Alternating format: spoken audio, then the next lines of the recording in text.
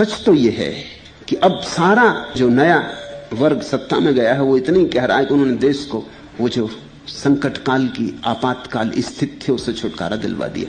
लेकिन मजा यह था कि इनके ही उपद्रव के कारण वो आपातकाल स्थिति डाली गई थी, नहीं तो उसके डालने की कोई जरूरत ही न थी। यही कारण थे। जयप्रकाश और मुरारजी ने जो उपद्रव मचाने शुरू किए थे उसके कारण आपातकालीन स्थिति आई, इमरजेंसी आई। अब ये कहते हैं हमने उससे छुटकारा दिलवा दिया। तुम ही उसके जन्मदाता थे। तुम उपद्रव न करते तो इंदिरा कोई आपातकालीन स्थिति लाने के लिए उत्सुक नहीं थी। तुमने उपद्रव किया, उसको आपातकालीन स्थिति लानी पड़ी। अब तुम्हारा उपद्रव सफल हो गया, तुमने आपातकालीन स्थिति खत्म कर दी। देश जहां के तहां। आपातकालीन स्थिति का सारा जुम्मा इंदिरा पे छोड़ना उचित नहीं है। 90% जुम्मा इन पर है जो अब सत्ता में है। ये मजबूरी थी, लानी पड़ी। जयप्रकाश इस तरह की बात करने लगे कि पुलिस का सैनिक और फौज का सिपाही भी बगावत करे। इस तरह की बातें अगर की जाएंगी तो कोई भी सत्ता देश की सुरक्षा के लिए कुछ करेगी, करना ही पड़ेगा। वो मजबूरी थी।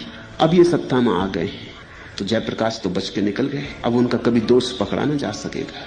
और जिनके हाथ में सत्ता चली गई वो इंदिरा से ज्यादा प्रतिक्रियावादी। मुरारजी भाई को कोई ने कभी सोचा था कि कोई क्रांतिकारी? मुझसे तो एक सज्जन कह रहे थे इनका असली नाम मुरारजी भाई नहीं, मगरूर जी भाई है। इंदिरा के हाथ में कम से कम जवानी के हाथ में सत्ता थी। अभी बिल्कुल मुर्दों के हाथ में सत्ता चली गई।